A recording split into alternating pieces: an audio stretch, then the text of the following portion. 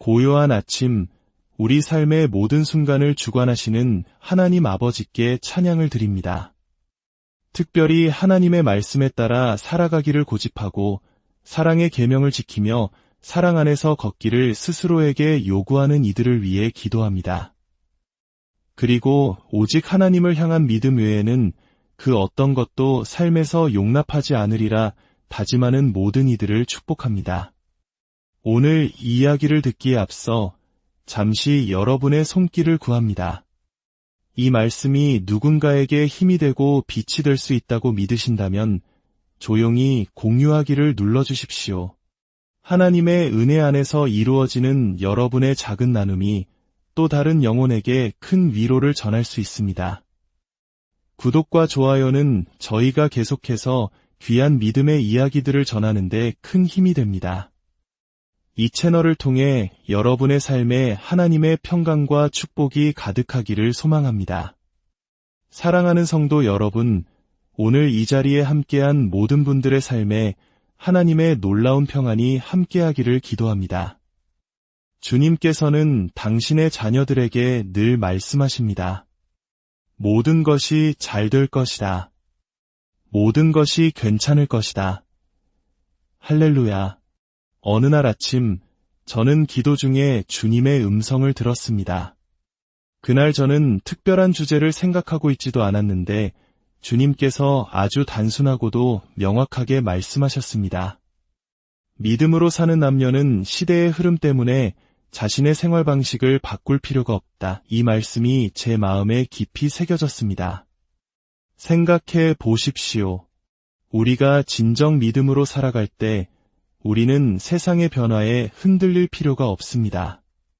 우리는 이미 하나님 나라 안에서 살고 있으며 하나님의 공급하심을 받고 있기 때문입니다. 경제가 한쪽으로 기울어지거나 세상이 다른 방향으로 흘러간다고 해서 우리의 삶을 갑자기 후퇴시키거나 기여를 바꿀 필요가 없습니다. 누군가 나를 유산 상속 명단에서 제외했다고 해서 혹은 예상치 못한 세상의 일들이 일어났다고 해서 낙심할 이유가 없습니다. 왜냐하면 우리의 이름은 어린 양의 생명책에 영원히 기록되어 있기 때문입니다.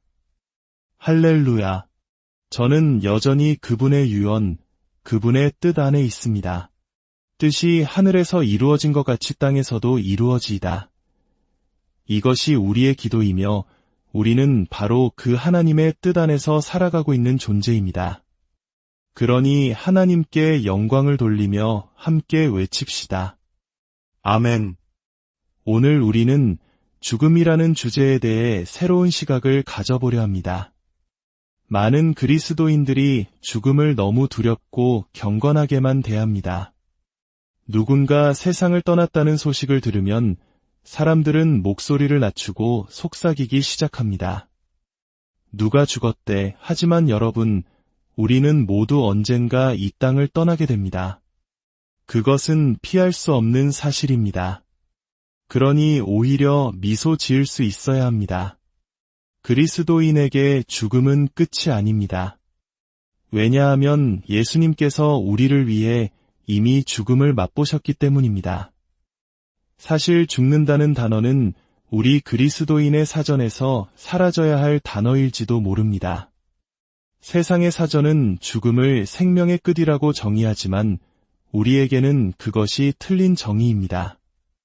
우리는 끝나는 것이 아니라 전환을 겪는 것입니다. 우리는 이 낡은 육신의 옷을 벗고 새로운 차원으로 옮겨가는 것뿐입니다. 이는 우리 세대에게 특히 중요한 개념입니다. 우리는 예수님께서 이 땅에 계셨던 시간을 기억합니다. 그러나 지금 그분은 하나님 우편에 앉아 계시며 천국에서 살아계십니다. 마찬가지로 먼저 천국으로 간 우리의 사랑하는 가족들을 말할 때 더 이상 과거형으로 그들을 언급하지 마십시오. 그들은 죽은 것이 아니라 단지 이 땅을 떠난 것입니다. 예수님을 언급하듯 그들이 땅에 있었을 때라고 표현하는 것이 더 정확합니다. 아버지와 더 많은 시간을 보내고 싶었는데 라고 슬퍼하십니까? 걱정하지 마십시오. 당신은 아버지와 영원을 함께 보내게 될 것입니다. 그리고 지금 천국에 계신 아버지는 아마 당신보다 더 젊고 활기찬 모습일 것입니다. 성경에 따르면 우리가 죽을 때 하는 일은 단지 육신의 옷을 벗는 것뿐입니다. 제가 이 재킷을 벗어 바닥에 내려놓는다고 상상해 보십시오. 재킷은 움직이지 않지만 저는 여전히 움직이고 있습니다. 왜냐하면 제가 더 이상 그 안에 없기 때문입니다. 이것이 바로 우리가 겪게 될 죽음의 전부입니다. 우리는 이미 예수님과 함께 죽었고 그분과 함께 십자가에 못 박혔으며 그분과 함께 다시 살아났습니다. 이제 우리 안에 사는 것은 내가 아니요 오직 내 안에 계신 그리스도이십니다. 최근 주님께서는 제게 나이 들어감에 대해 말씀하셨습니다. 저는 평화롭게 나이 들어가는 성격이 못 됩니다. 가만히 앉아서 무언가 일어나기를 기다리는 사람이 아니죠. 나이가 들면서 예전처럼 할 수 없는 일들이 생기는 것에 대해 불평하고 있었습니다. 그때 주님의 말씀이 임했습니다. 너는 지금 그것을 상실로 여기며 슬픔에 빠지고 있구나. 그러나 그렇게 생각하지 말아라.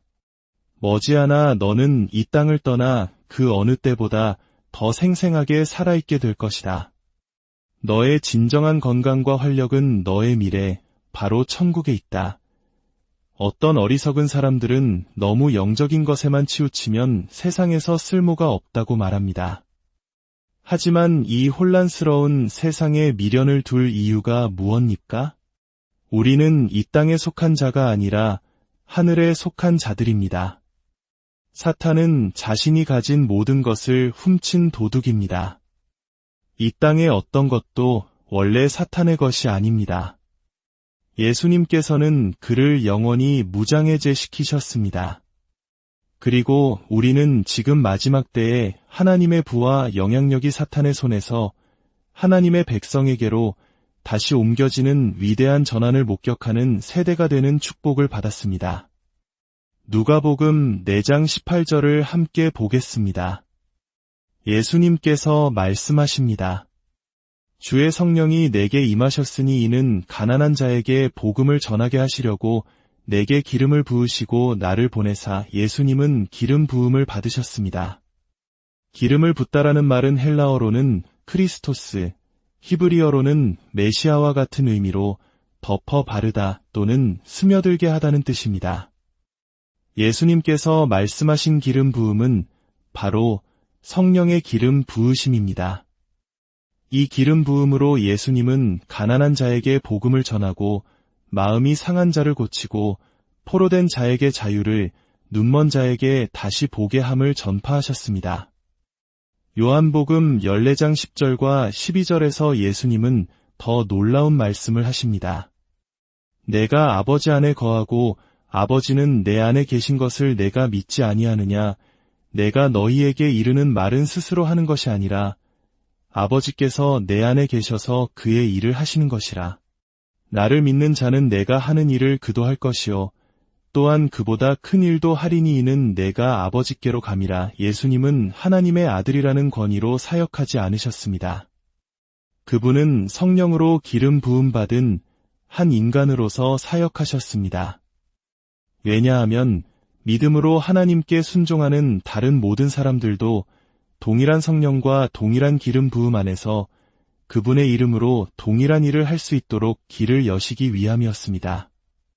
내 안에 거하시는 아버지께서 그분의 일을 하신다고 하셨고 내가 하는 일을 너희도 할 것이라고 하셨습니다. 이는 우리 안에 거하시는 동일한 아버지께서 우리를 통해 동일한 일을 하신다는 의미입니다. 아멘. 이사야 10장 27절은 이렇게 말합니다. 그날에 그의 무거운 짐이 내 어깨에서 떠나고 그의 멍에가 내 목에서 벗어지되 기름진 까닭의 멍에가 부러지리라. 여기서 멍에를 부수는 것은 바로 기름 부음입니다. 그런데 원어의 의미를 더 깊이 살펴보면 단순히 부서뜨리다, 가 아니라 파괴하다에 가깝습니다. 히브리어 원어는 부식시키다, 썩게 하다는 의미를 가집니다. 생각해 보십시오. 새로 된 멍에가 부러졌다면 다시 용접해서 쓸 수 있습니다. 하지만 만약 그 멍에가 완전히 녹슬어 오렌지색 가루 더미가 되어버렸다면 어떨까요? 사탄은 그것을 다시는 누구의 목에도 씌울 수 없습니다. 이것이 바로 기름 부음이 하는 일입니다. 멍에를 완전히 부식시켜 존재 자체를 없애버리는 것입니다. 지금 이 순간 여러분을 묶고 있던 모든 멍에가 예수 그리스도의 이름으로 완전히 파괴되었음을 선포합니다. 당신은 자유로운 사람입니다. 요한일서 2장 20절과 27절은 말합니다. 너희는 거룩하신 자에게서 기름 부음을 받고 모든 것을 아느니라. 너희는 주께 받은 바 기름 부음이 너희 안에 거하나니. 이 기름 부음은 거듭난 모든 신자의 내면에 살아 숨쉬고 있습니다. 이것은 생명의 기름 부음이며 삶을 풍성하게 살아가게 하는 능력입니다. 세상이 상상조차 할 수 없는 일들을 행하도록 하는 하나님의 은혜의 기름 부음입니다. 기억하십시오. 하나님의 부르심 없이 태어난 인간은 없습니다. 우연히 만들어진 인생은 없습니다. 그리스도의 몸의 모든 지체는 하나님께서 기뻐하시는 뜻에 따라 각자의 자리에 놓였습니다. 그리고 하나님은 당신의 자녀들이 번성하는 것을 기뻐하십니다. 하지만 저는 제가 무엇을 위해 부름받았는지 모르겠어요. 라고 말하십니까? 불평을 멈추고 주님께 물으십시오. 주님, 저를 이 땅에 보내신 목적이 무엇입니까? 그리고 믿음으로 그 답을 받으십시오. 주님, 저는 당신의 것입니다. 언제든, 어디서든, 무엇이든, 어떻게든 순종할 준비가 되어 있습니다. 당신이 이런 마음으로 나아갈 때 주님은 당신의 길을 보여주실 뿐만 아니라 그 길을 걸어갈 모든 것을 지원해 주실 것입니다. 하나님은 당신에게서 당신의 소명을 숨기지 않으십니다. 오히려 사탄이 그것을 당신에게서 숨기려 합니다. 하나님은 우리를 위해 지혜를 감추어 두셨지 우리에게서 지혜를 감추신 것이 아닙니다. 종교는 우리가 하나님의 뜻을 알 수 없다고 가르쳤지만 성경은 우리 모두가 하나님의 온전하신 뜻을 알 수 있다고 말합니다. 제 손녀 린지가 11살 때의 일입니다. 크리스마스 아침 딸 켈리가 아이들을 깨우러 갔는데 린지가 아무도 알아보지 못하고 헛소리를 했습니다. 급히 병원으로 데려가니 수막구균성 뇌수막염이라는 진단이 나왔습니다. 이미 그 병으로 세상을 떠난 아이들도 있는 심각한 상황이었습니다. 저희 부부가 병원에 도착했을 때는 밤 11시였습니다. 격리 병실에 들어가기 전 저희는 기도하고 성찬을 나누며 주님께 지혜를 구했습니다. 주님, 어떻게 해야 합니까? 예수님께서 나는 아버지가 말씀하시는 것만 말하고 아버지가 행하시는 것만 행한다고 하신 것처럼 저도 주님의 인도하심을 구했습니다.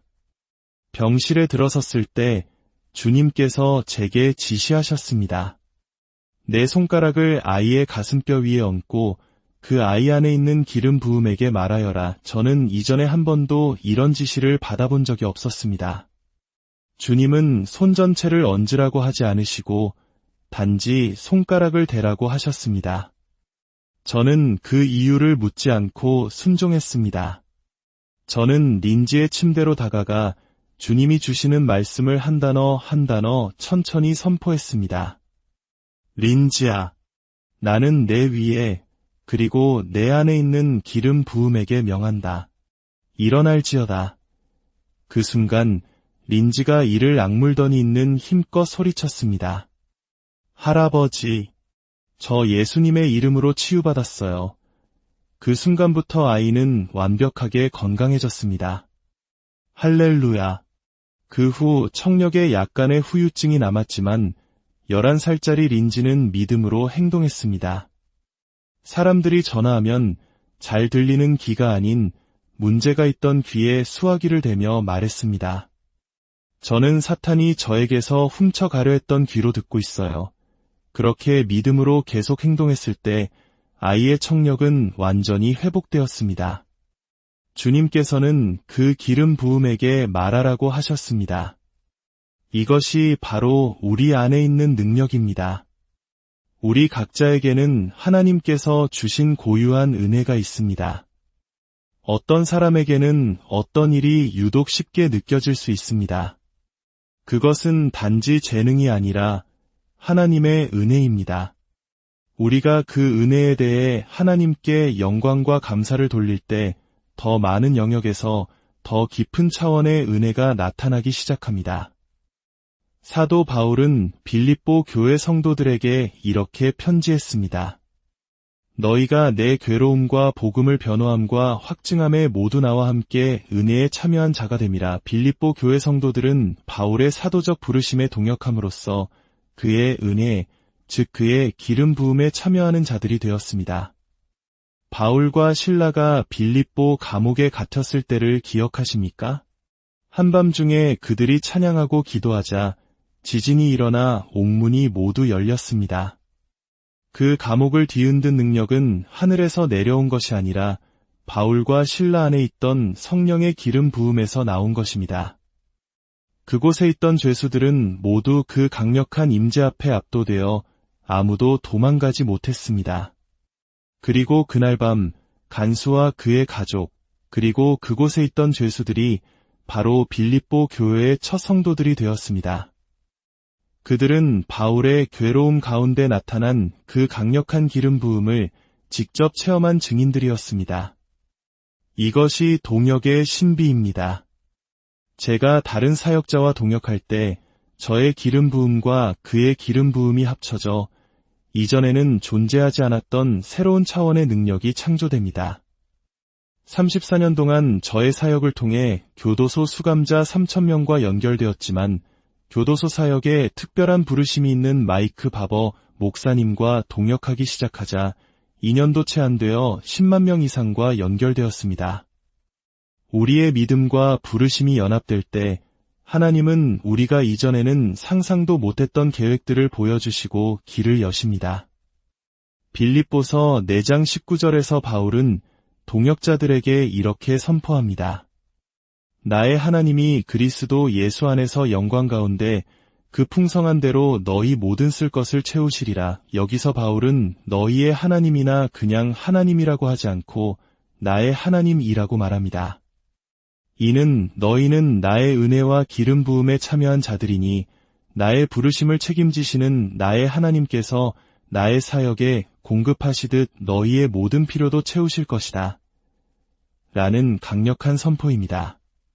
사도의 부르심에 동역함으로써 그들도 사도적 수준의 공급과 축복을 받을 자격이 생긴 것입니다.